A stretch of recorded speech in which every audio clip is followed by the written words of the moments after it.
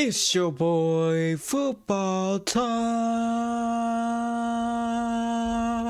Let's go, ladies and gentlemen. 6 things EA secretly changing college football 26. Ooh, mysterious. Okay, so 6 things that they secretly changed. Man, this is gonna be an interesting one. I wonder has anyone like actually noticed and like just been like, well, maybe it was there last year. Maybe I just ain't see it. Maybe I just didn't activate it. I'm super excited for this. Shout out to Eric Rayweather once again. Be sure to check out the original video. Will be the first link in my description down below. Give him a subscribe and tell him that you came from me. You know what I mean? But without further ado though, let's jump right into this. Let's go. EA Sports made some pretty important changes in college football 26 that they didn't completely tell us about. So in this video, I'm going to go over the 6 things that they changed that you absolutely need to know about. And if you are new to the channel and you want to stay up to date with all the latest college football 26 news and tips, make sure to subscribe and turn the bell icon on so you don't miss any of these important videos. The first thing we need to talk about is the playmaker on offense. This is one of the best tactics you can use, but they changed it this year. Now in the past, you would simply just flick the right stick up and it would send your nearest receiving option up the field or in the direction you wanted them to go. But if you try just flicking the right stick this year, you're literally going to stand here. Nothing is going to happen because they have now changed how this works. So this year, what you want to do instead is hold down the left trigger or the L2 button while also pointing the right stick in the direction you want your player to go.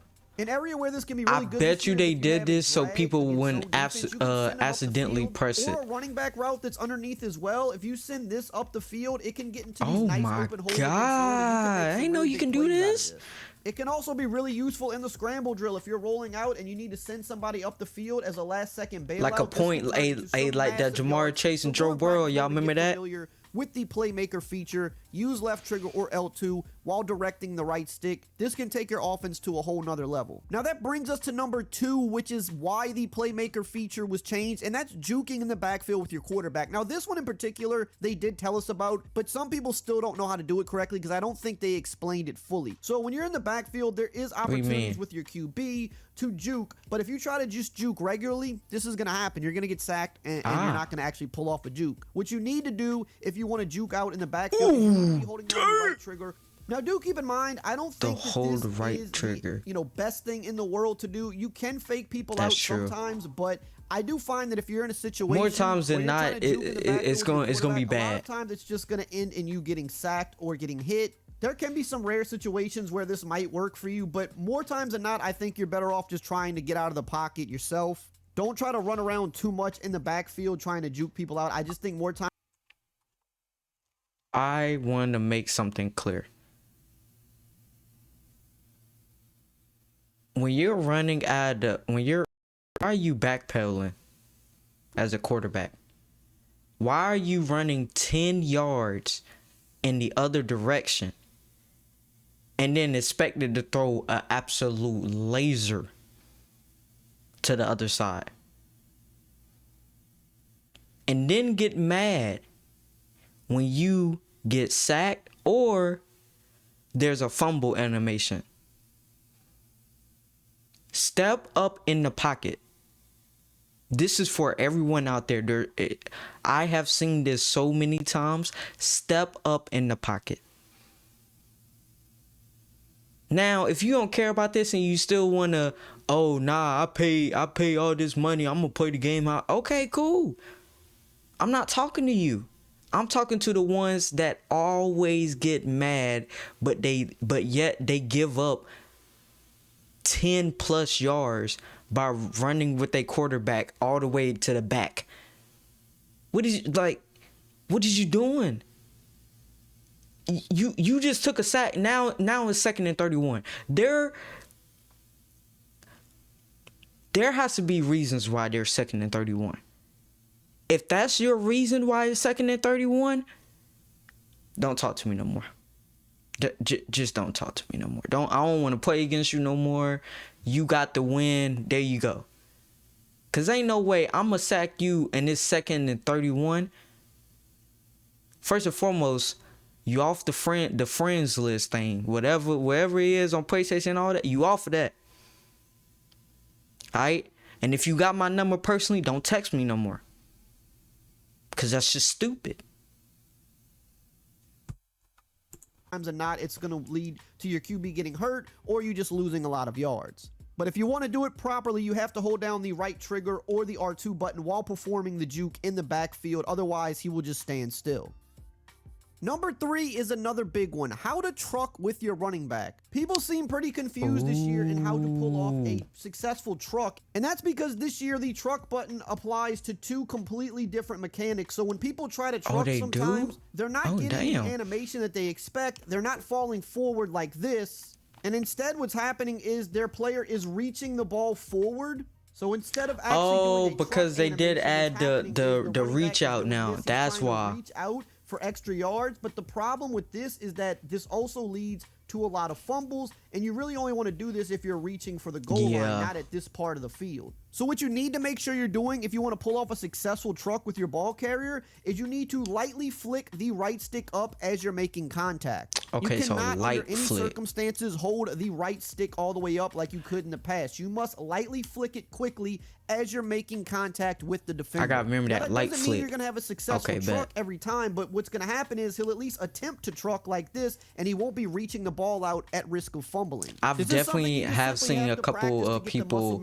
do this on accident. Stick up really quickly, and to reach the ball forward, you simply hold the right stick all the way up. Hey, really quickly, while you're here, I did want to mention that I do offer a membership where I post all of my ebooks and my highest level offensive and defensive strategies to help you dominate and win all of your games. You can get a free trial for a week at no cost to you, and if you want a yearly membership with a heavy discount, use code CFB40. Link is in the pinned comment below. Number 4 is a quick one, but I've seen a lot of people have trouble with this. How to change your camera angle. So in the past, you could change your camera angle by going up or down on the D-pad. Sometimes you accidentally will hit the D-pad and you might change your camera I've definitely angle to done this, this and you don't before, want that. Or like maybe trying you're to like changing see it the to play. this, and you also don't want this because you just can't see the field properly. Now in the past, Although like I it's said, a you cool could go thing to up do or for a down YouTube on the video. D-pad. So if you accidentally went down, you would click up on the D-pad to get right back to the original camera. However, this year, if you hit up on the D-pad, it brings up this new mechanic, which are subs on the fly, where you can sub out your players while you're on the field, and then on the next play, the players you subbed in will come in. However, this gets people in a bad situation because if they accidentally change their camera to something like this and then they hit up on the D-pad to try to bring it back, well, this is what's going to happen, and then the play clock's running. You're either going to have to snap the ball with a bad camera angle, call a timeout, or you're going to have a delay of game. So this year, if you want to change the camera angle, simply you just have to keep hitting down on the D-pad. This will cycle through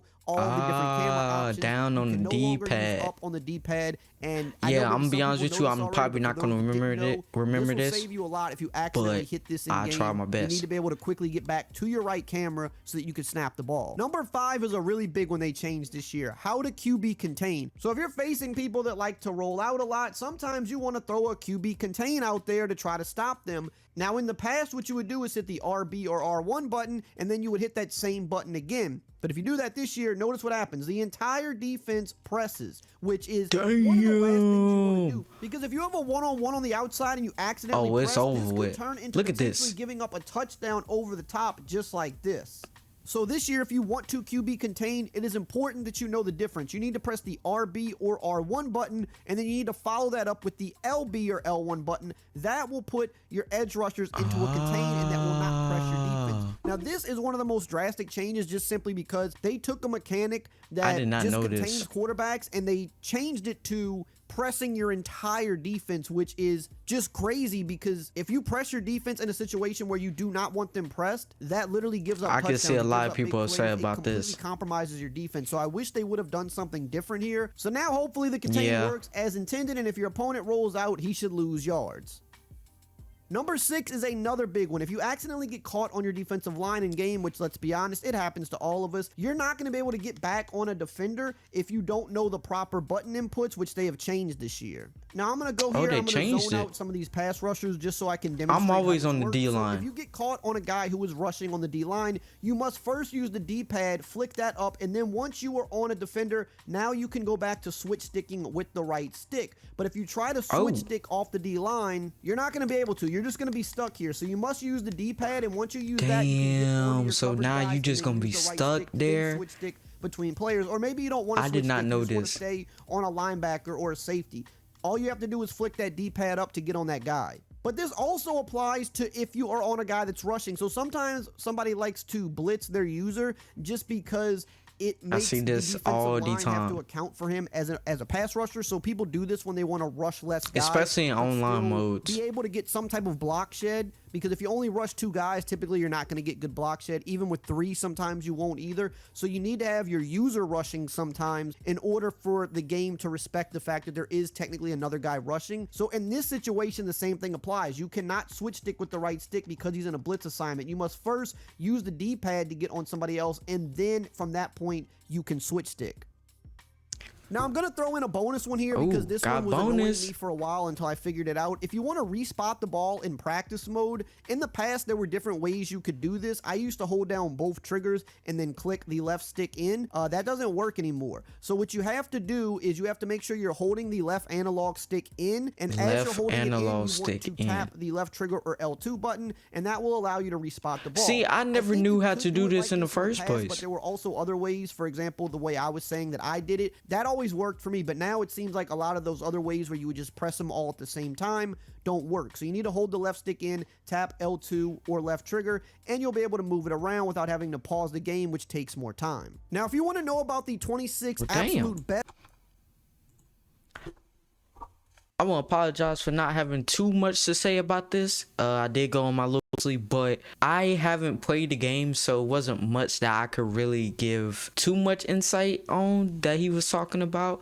But it was some things that I did not even know about. Like, I didn't even know how to do certain things. But the trucking thing, I've definitely seen a lot of people not really know how to truck now because we have the option to reach out. Which, hey, that's what people wanted. They wanted that reach out. They wanted the user to be able to reach out instead of it being like a canned animation or something you can only do certain times. So that's what you're gonna get those. But man, oh man, this was a good one. It's a good one. I learned a lot in this one. Hopefully you guys learned something as well. That's gonna do it for me, guys. Hopefully you guys enjoyed this reaction. Love you guys. I'll see you guys in the next one.